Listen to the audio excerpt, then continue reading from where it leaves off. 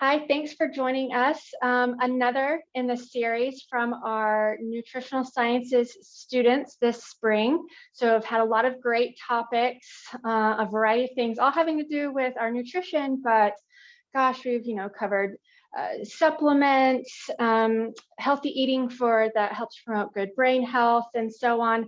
So today, we have Sabrina, Crystal, and Zoe joining us. They're going over components of building a healthy plate and benefits of healthy eating. So always great reminders, some extra tips I'm sure they'll be sharing with us, and helping us, motivate us and encourage us for that healthy eating, to really build upon our healthy lifestyle that, of course, we're all striving for here. So thank you, ladies, and excited to hear what you have for us today. Yeah, well, thank you so much, Lindsay. And on behalf of the three of us, we are very excited to be able to present to you all today about the components of building a healthy plate and benefits of healthy eating. So my name is Sabrina. I'm Crystal. And I'm Zoe. And we are going to get into our presentation. All right, so we have some learning objectives for you all today that we hope that you're able to get out of our presentation. So first, we hope that you can describe the components of a healthy plate in accordance with the MyPlate guidelines. And identify the health benefits of each food group when following MyPlate recommendations. And finally, we hope that you'll be able to list 5 challenges and 5 solutions attributed to healthy eating and building a healthy plate.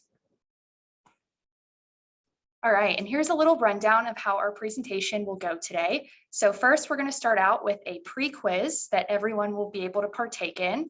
And then we're going to move into some MyPlate background, and that will be broken down into each of the major food groups. And then we'll go into benefits of consuming each of the food groups, some common challenges of healthy eating, and then we will counterbalance that with some solutions you can follow up with to overcome some of those challenges. We'll give some examples of sample foods. We'll go through a little MyPlate activity. We will finish up with a post quiz. We will recap our presentation. And then finally, we will conclude things with a Q&A session.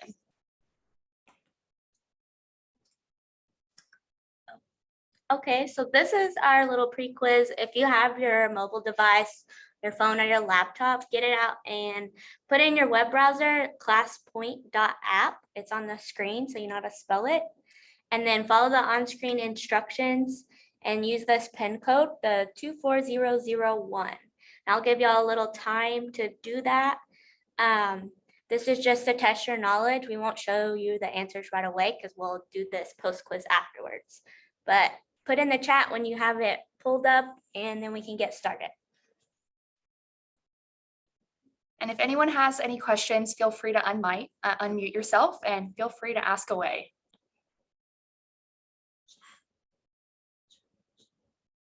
Yeah, we said.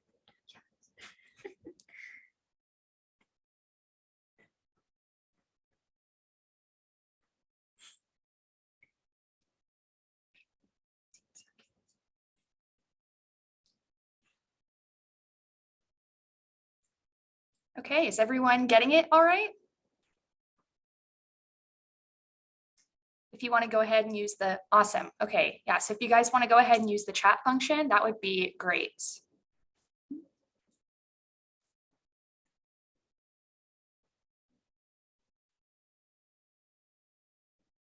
We'll do a few more seconds, let everybody get in there.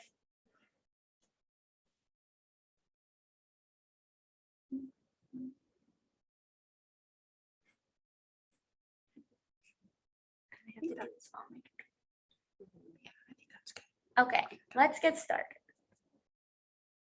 Okay, so how it's going to work is there's going to be a question on the screen, and once I start it, it'll have a little countdown, and you'll select your response and submit it. It's real simple, and we're going to go through these 5 questions pretty quick, but it gives you like 30 seconds to answer.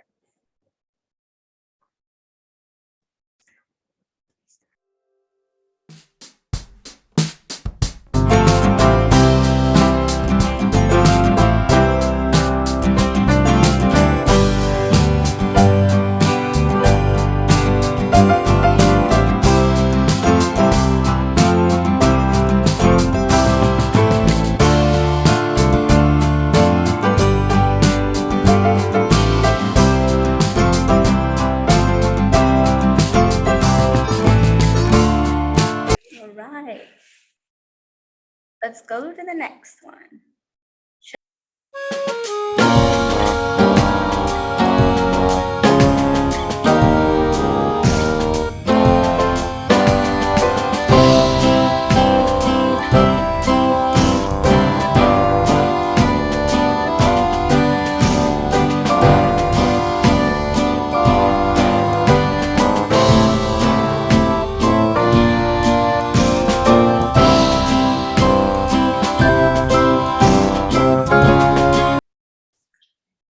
All right, moving on to our third question.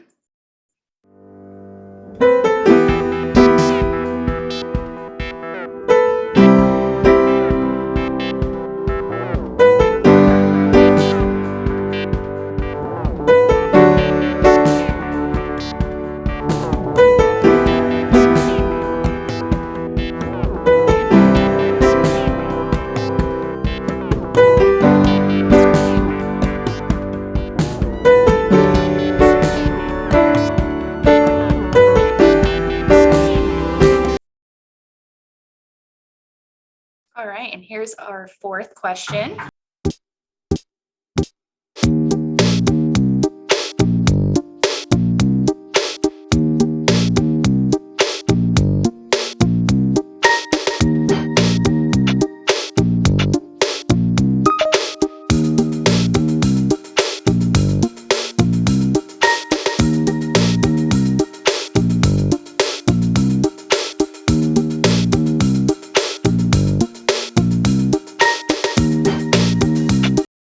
All right, and one more question for everybody. So here's our fifth question.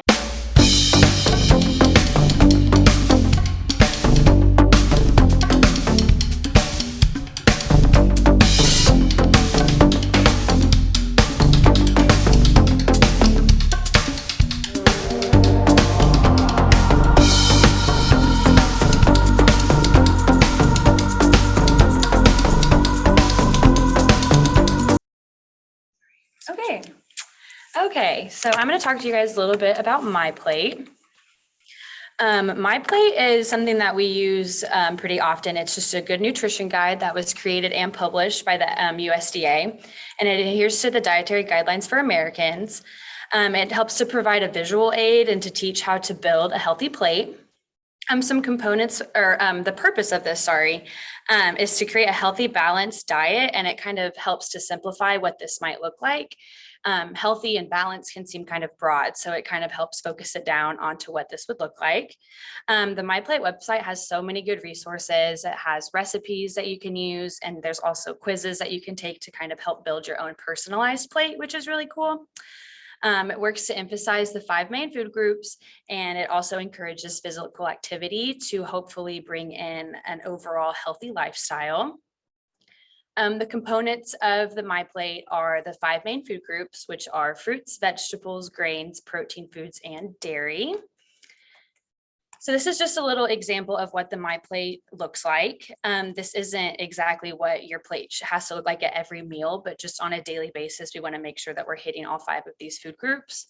So you'll kind of see that vegetables and grains take up the majority of the plate, and those are kind of your bigger portions. And then your fruits, protein, and dairy are a little bit smaller.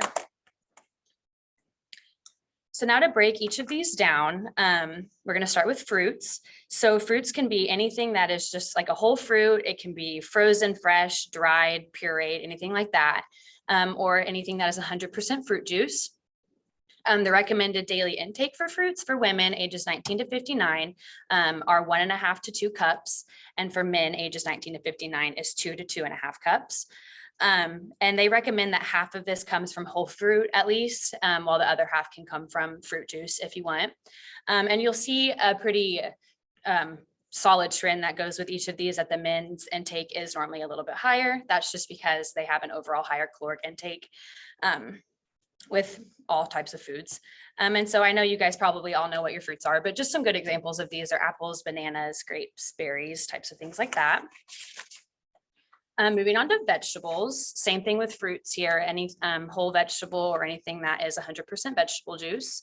Vegetables are actually divided up into subgroups. So you have your dark green veggies, red and orange veggies, your beans, peas, and lentils, and then your starchy vegetables.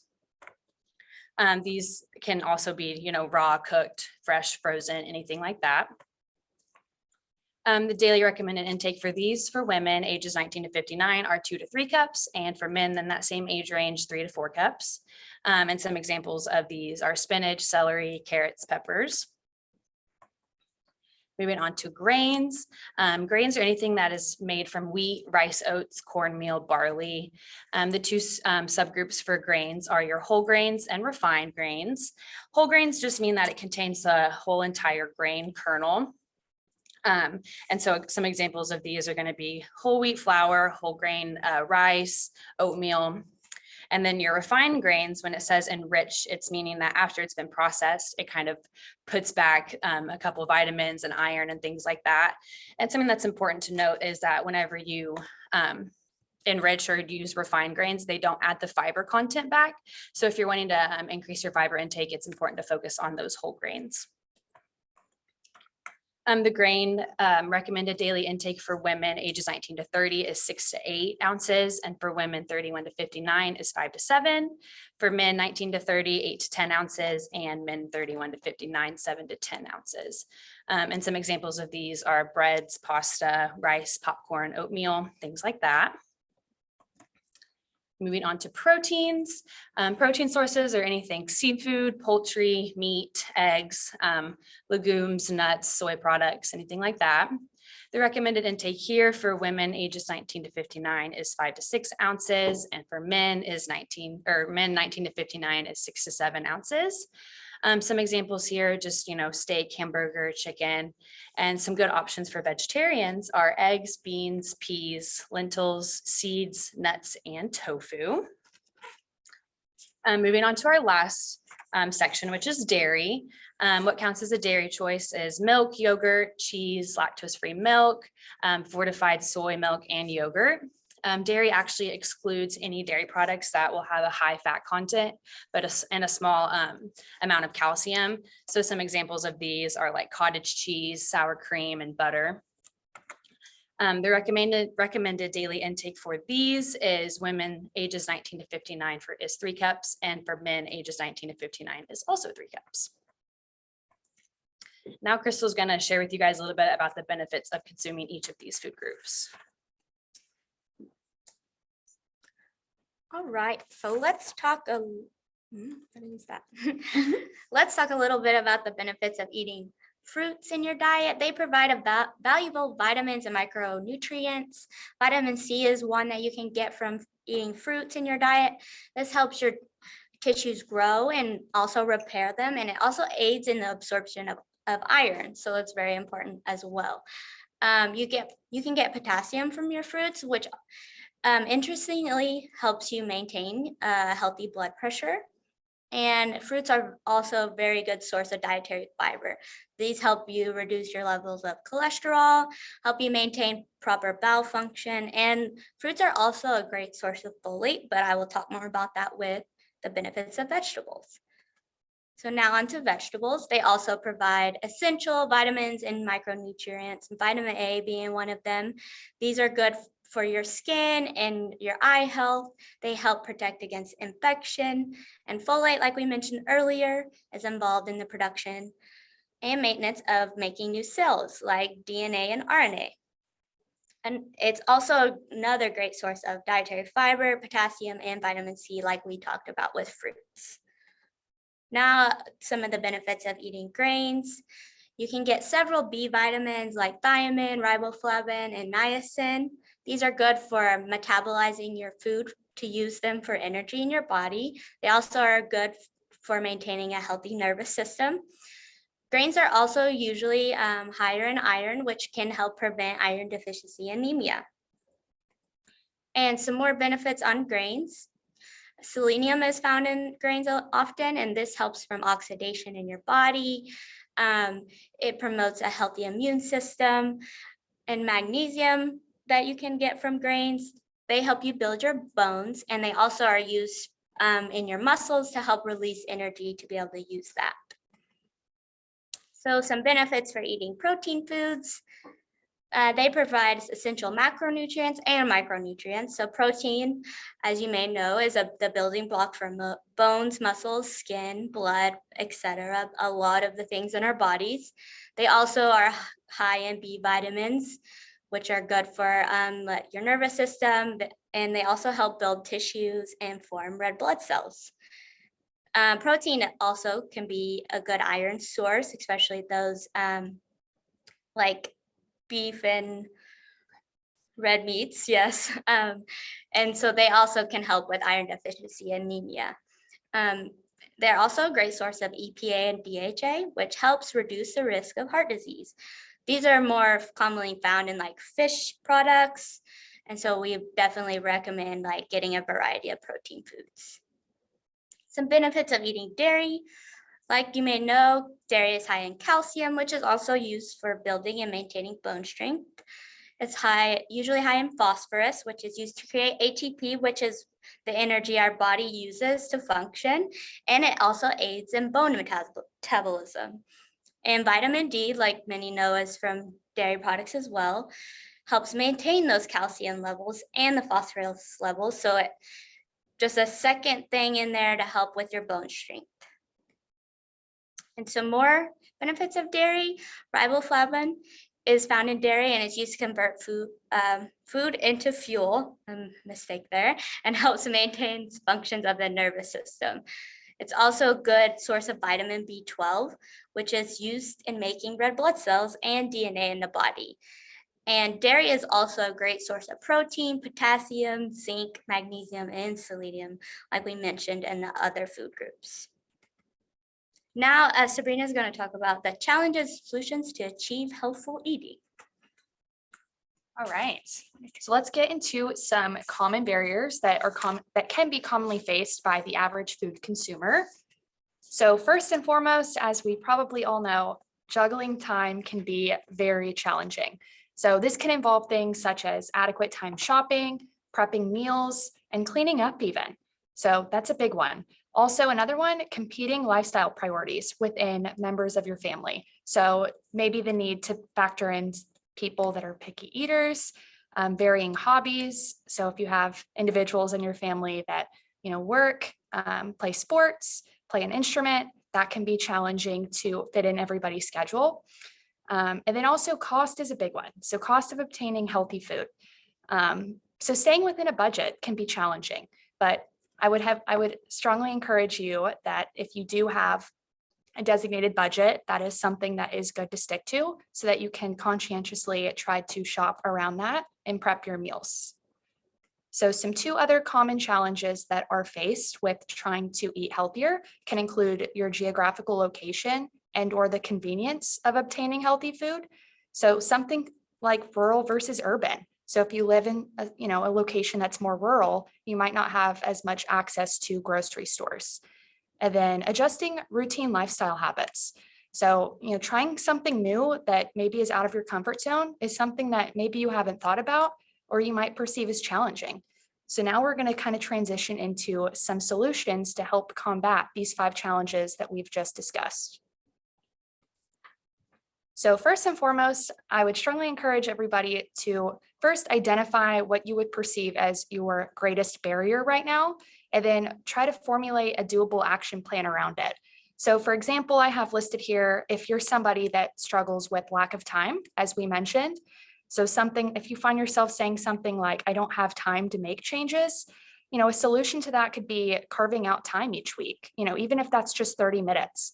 Whether that's with yourself, your family members, loved ones, anybody, and just diligently sitting down, and whether you like writing out your goals, writing out your grocery lists, or even just keeping them on your phone, that could be a handy solution. And, it just takes that first step of effort. So if you can carve out 30 minutes each week, that would be a great tip that I would have for you. And then second, being in tune with reading food labels.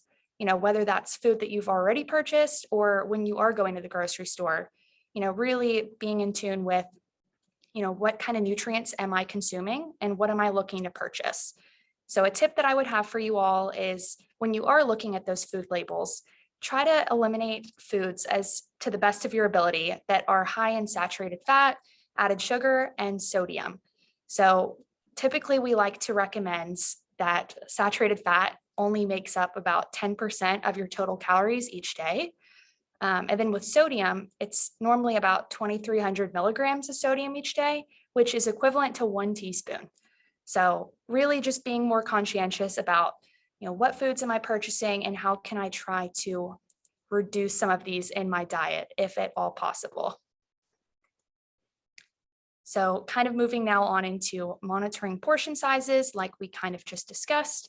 So here is a helpful reference for you all to view.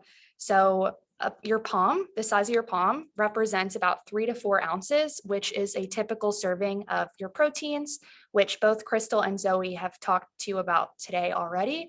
So, your chicken, your beef, your pork, any protein like that, 3 to 4 ounces is typically what we like to recommend. Your fist represents about half a cup.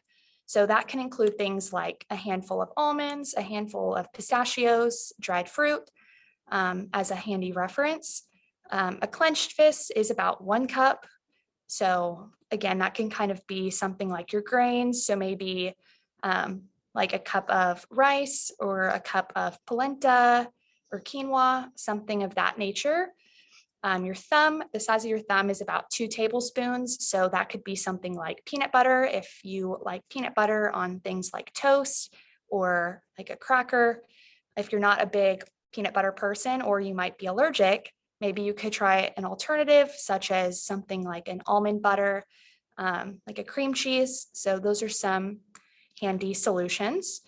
And then also sticking to a grocery list, which we've also kind of touched on. So my biggest motto is really trying to stay disciplined rather than relying on spontaneity when you're in a grocery store. It's very tempting to go down each aisle and just grab what looks the most appetizing in the heat of the moment. But if you really take that time, like we talked about, setting aside, 30 minutes each week, whether that's on a weekend, weekday, depending on your preference, that's something that you could kind of keep handy. And then finally, being open-minded. So if you find that you're someone that likes to stick to routine, likes to rely on some of those convenience foods that you have, I would strongly encourage you, the next time you are at your grocery store, being willing to expand your food palette and, venturing out and trying some new recipes. There are a lot of websites that you can go to, such as My Plate being one of them, where you can find some helpful recipe ideas if you're not really sure where to start out. So that's something to keep in mind. And then here is just a visual of some of those sample foods that we've kind of talked about today already, of what this could look like. So as you'll see here, and as Zoe touched on earlier, vegetables and grains make up a big proportion of a typical plate. So that's about 30% of your plate coming from grains and 30% coming from vegetables. So grains can include things like bagels, muffins, pasta, polenta, quinoa, rice, things like that. And then your vegetables, which are also 30%. So that can include, your non-starchy vegetables. So that can include things like broccoli, cauliflower, carrots, just to give kind of some ideas. And then both your fruits and your protein section food groups will comprise of about 20% of your plate. So fruit, as Zoe kind of touched on, that can include things like bananas, kiwi, grapes, raspberries, blackberries. It's really totally up to you, whatever you're willing to try out, or even things that you are comfortable eating. It's a start. That's what we like to, commend somebody on. And then finally, your proteins, that can include things like eggs, turkey, pork, sausage, chicken, things like that. And then we always like to encourage a dairy choice if you can. So things like milk, like pudding, cheese, anything like that. So here's just kind of a helpful visual that you all can, reference, especially when we move on into our activity, which we are going to do here shortly.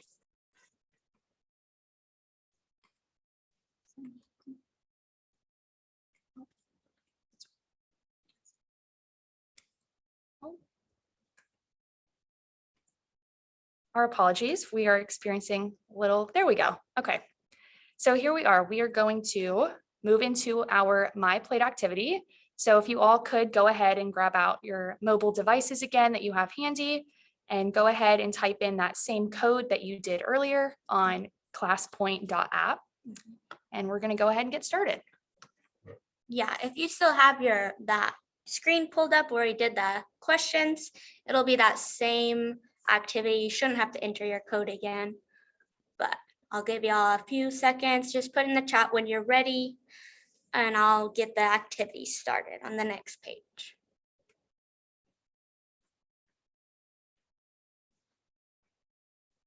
Okay, I'll give you a few more seconds. I just want everybody to be able to do this one exciting. So how this one's going to work, this is more of a word cloud. So I want you guys you get 5 responses. I want to see kind of what your plate would look like after what we just learned about, or maybe something you would want to try. So just type in you get 5 responses, type in for fruit, type in what kind of fruit you would want to put on your plate. And for each category, it can be creative. It can be what you already eat. I just want to see what everybody, I'm just curious. Okay, so let's get started. I gotta do this. So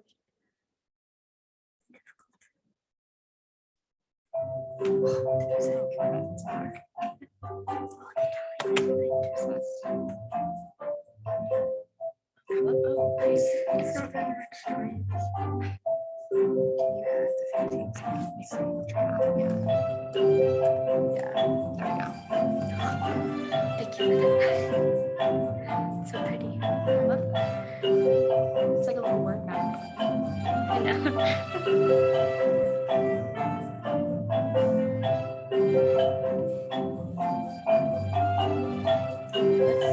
Lots of fruits. Got some fruit levels. When I first did it, it was supposed to be 4 minutes. So I feel like that's still, I shouldn't add any more, right? Toast. No, I think you're good. Okay. We can always add time if they don't have enough. Oh, okay, 3 ounces. Good. Very specific. Love it. So fun. Okay, we got about a minute left. Why did that music start? It's like they knew you were about to talk.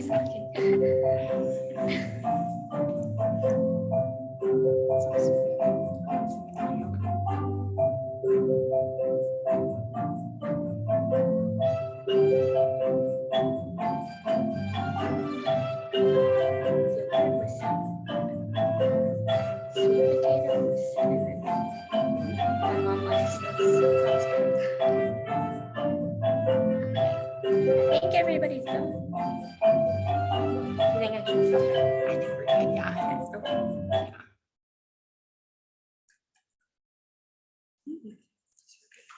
All right. Next. All right. Thank you all for participating. That was exciting. Okay. Well, now, since you still have that out, we're about to go through our post quiz again. It's going to work the same way. As first time, it's the same questions. We just want to see if you learned anything from us today. I'll give you a few seconds to go and just let me know when I can start it up.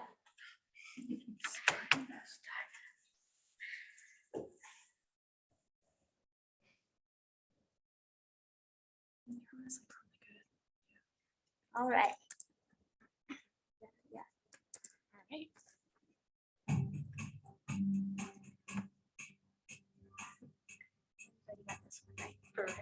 Yeah. It's a good one.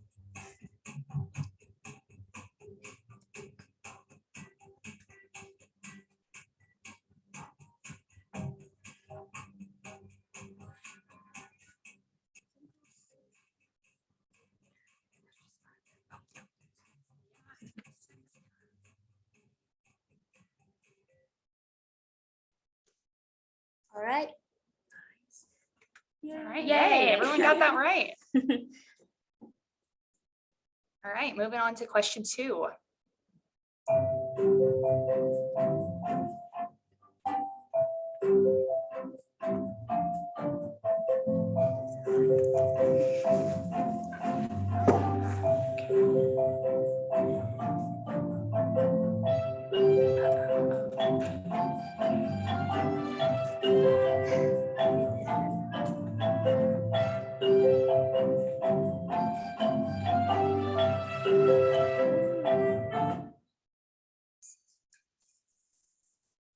Good job. All right. So here's our third question again.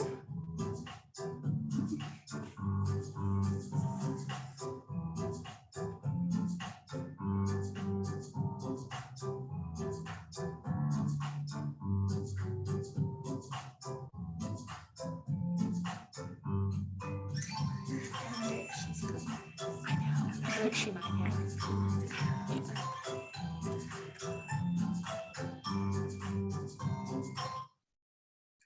Awesome. Everyone got that one right too. All right, here's our fourth question.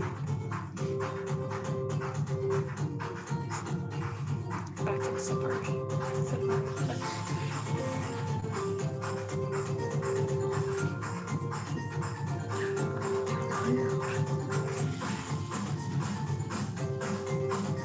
Okay, everybody answered. All right, good job. So last question for you all.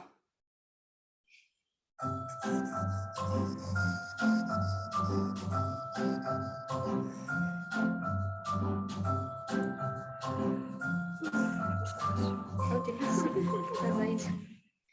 Let's see. Nice. Awesome. Give yourselves a round of applause. That's awesome.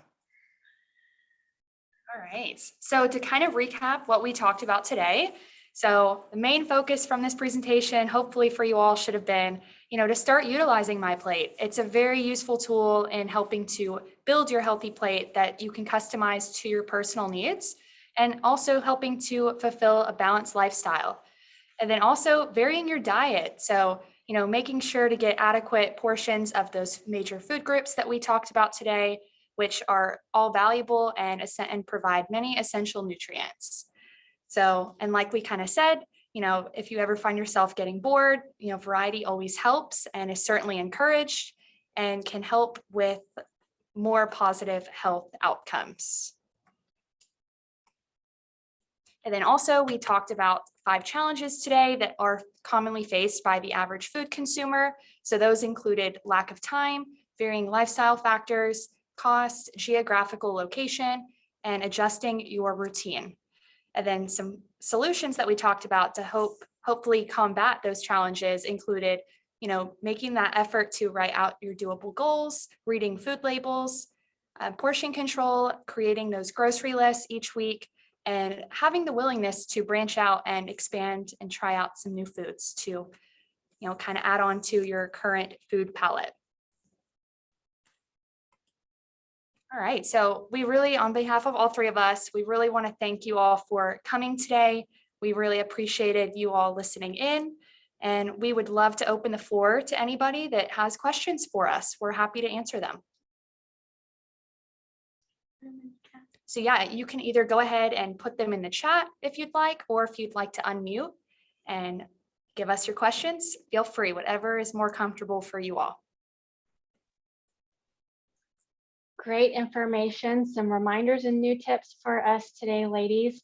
While some of you may be thinking of your questions or dropping those in the chat, I'm going to start off with one. So it can be challenging if you're a single person with either, it seems like how things are either sold or packaged at the grocery store a lot of times are meant more for a family of 4 or larger groups. So if you're a single person or just cooking for yourself, sometimes that can be a little challenging where you wasteful with food, don't go through all of it. Do you have any recommendations or suggestions for those that might be facing a challenge like this? And what happens is a lot of times like, oh, well, then I'll just go out and eat and then spend extra money that way instead of going to the grocery store. So what are your thoughts or suggestions?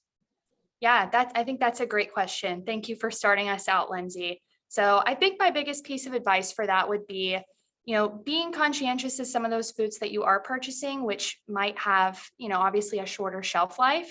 Those are going to be times when you will want to check those expiration dates and make sure that you're planning ahead so that those foods are not going bad, like you just mentioned, and going to waste. So a good tip that I would have, for instance, with like your protein. So if you buy things like chicken, beef, even fish, things like that, you could always go ahead and portion them out for the week and meal prep if that's something that you'd be willing to do.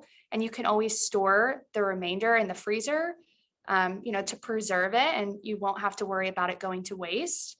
But another tip I would also have is, some of those things like canned vegetables. You don't always have to get things that are fresh if that's something that maybe you are concerned about. So maybe buying some more bulked goods. So like canned vegetables are always a good option. Really kind of just, go ahead.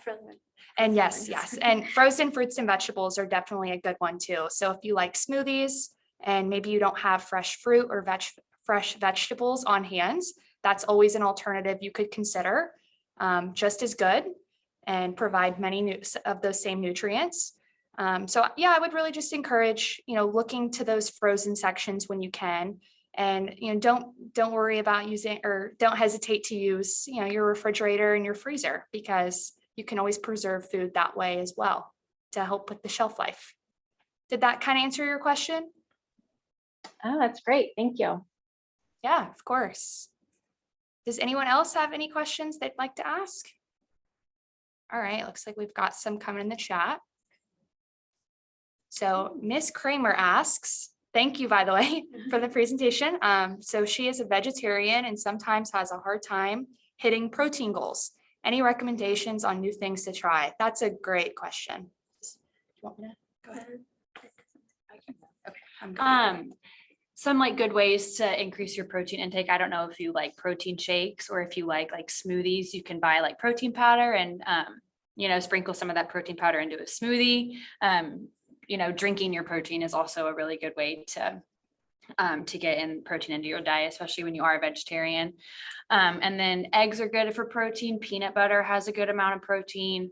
And then you can always go for soy products. And then now they actually have a lot of plant-based types of meats. I don't know if you've tried any of those, but those are also a really good resource. Yeah, I hope that was helpful. All right. Does anyone else have any questions?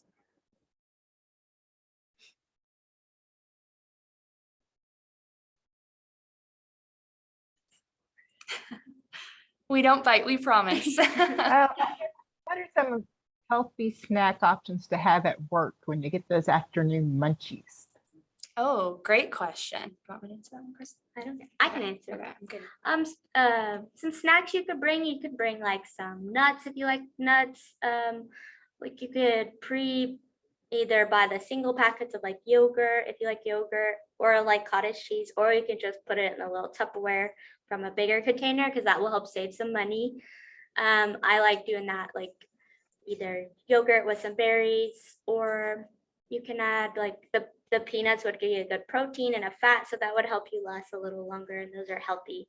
Just recommend looking at serving sizes, because I know being snacky, you can get a little crazy with peanuts, at least I can. So some of those are good options. Or there's some good protein bars out there like that you can find. Just I would look at like the sugar content, making sure they weren't super high in sugar. I like the One protein bars. It's the name of the brand. They have like a donut flavor that's like my favorite to get, and it's very low in sugar, and it's like 20 grams of protein, and that's a good snack that would help one, increase your protein intake and help you last till you get home so you can eat some dinner. It's also kind of like a good tip with snacks is things that are high in fiber will kind of keep you full longer. So if you're kind of have like a large stretch of time before your next meal, kind of look for foods that are more high in fiber, and that'll help you stay full for longer. Yeah, to kind of build on both their points, they both make great points. High in fiber is definitely good. If you're a big vegetable lover, so if you like things like carrots or celery, those are always good to munch on, and maybe like a side of cottage cheese or hummus. Those are some good alternatives, which are also high in protein content, which can hopefully help to fulfill your hunger and keep you fuller for a longer period of time. Yeah, great question. Thank you. Yeah, of course. Anyone else? Good tip, Lindsay. I also like mixed nuts.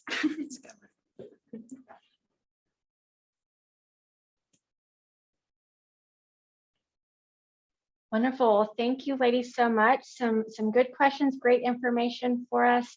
Like I said, I'll be sending that follow-up email, so I'll have the link, the recorded presentation, as well as the slides. And then if they have any additional resources for My Plate or anything like that that they want to pass along to you all, I can make sure to include that in the follow-up email as well. So thank you all very, very much, and have a wonderful day. Thank you. Thank Thank you. you. You guys too.